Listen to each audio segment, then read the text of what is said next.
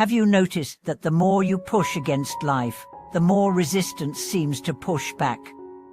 Have you seen times when, the moment you soften and release the grip, the very conditions that seemed against you begin to shift in your favor? Welcome back to the channel, my friends. Today I want to share insights inspired by the road journals of a traveling monk, lessons learned while walking through heat and rain, hunger and shelter, loneliness and connection, lessons on how to meet obstacles without bitterness, and how to turn what feels like a closed road into a path lined with unexpected blessings. 2 essential points to keep in your pocket before we walk together. First, much of our suffering comes not from the situation itself, but from our inner resistance to what is. Second, when we stop fighting reality and instead open to meeting it directly, the energy that was locked in struggle becomes available for clarity, kindness, and creative response. The monk began his journey with no fixed destination, carrying little more than a robe, a bowl, and a small notebook. He walked through remote villages where people stared at him as if he were an oddity, through cities where he was invisible among crowds. At first, each obstacle felt personal: dogs barking, people refusing alms, rain soaking through his thin robe. He wrote, "My mind kept asking, why is this happening to me? I thought I was walking for the Dharma, yet I was busy defending myself from reality." The turning point came one afternoon when, soaked and shivering, he took shelter under a tree and simply stopped asking why. Instead, he asked, "What now?" He realized that his suffering wasn't the rain, it was his argument with the rain. The moment he let the rain be rain, the barking dog be a barking dog, something softened. The first story in his notes is about being refused. In a mountain hamlet, she knocked at a gate to ask for water. The woman who opened the door looked at him with suspicion, said, "We have nothing for you," and shut the door. His first impulse was to feel wronged, but he stayed still, breathing. Within moments, he felt gratitude for the simple fact that he could walk to the next village. Hours later, in that next place, a man not only gave him water but also bread and a dry place to rest. Looking back, he saw the refusal as part of the path. It made the later kindness feel brighter, and it had trained him to meet closed doors without closing his own heart. Another story is about missing the turn. He had planned to visit a certain monastery, but took the wrong fork in the road and ended up in a town that had no temple.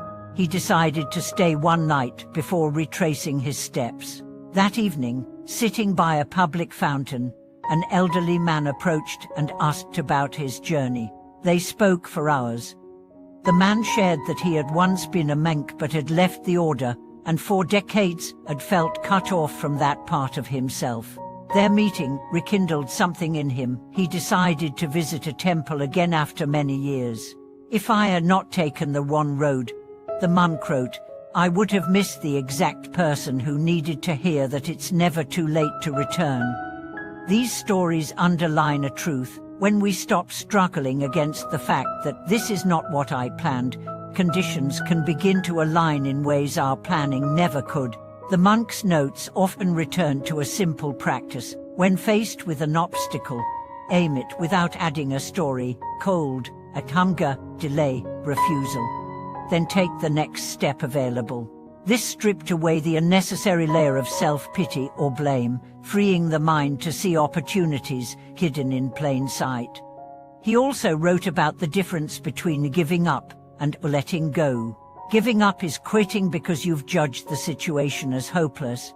Letting go is releasing the need for the situation to be other than it is, so you can work with it as it is. When he sprained his ankle on a forest path, he did not give up the journey. He let go of the day's planned distance, found a stream to wash the swelling, and accepted a ride from a passing farmer. That day he learned about the farmer's struggles with his son, and they exchanged stories that left them both lighter. From these notes, a way emerges for any of us facing hardship. First, meet the moment without adding the weight of "it shouldn't be like this." Second, act with the means you have now, however small. Third, Stay open to what the moment might be offering in disguise. This openness is not passive, it's an active willingness to see that life is bigger than our plans. The monk's journey also shows that blessings often arrive disguised as delays, detours, and denials. The storm that keeps you indoors might be the reason you notice the crack in the roof before it collapses. The job rejection might push you toward work that suits you far better. The breakup might make space for relationships rooted in honesty. The condition you thought was against you might be bending the road toward something you could not have imagined, but will one day be grateful for. When you stop struggling, you're not pretending everything is fine. You're recognizing that the struggle itself can blind you to the small openings already present. And when you stop pushing against reality, you have both hands free to plant seeds, mend nets, share bread, or simply stand with someone in their own storm. In this way, hardship itself becomes part of the blessing. Thank you for watching this video.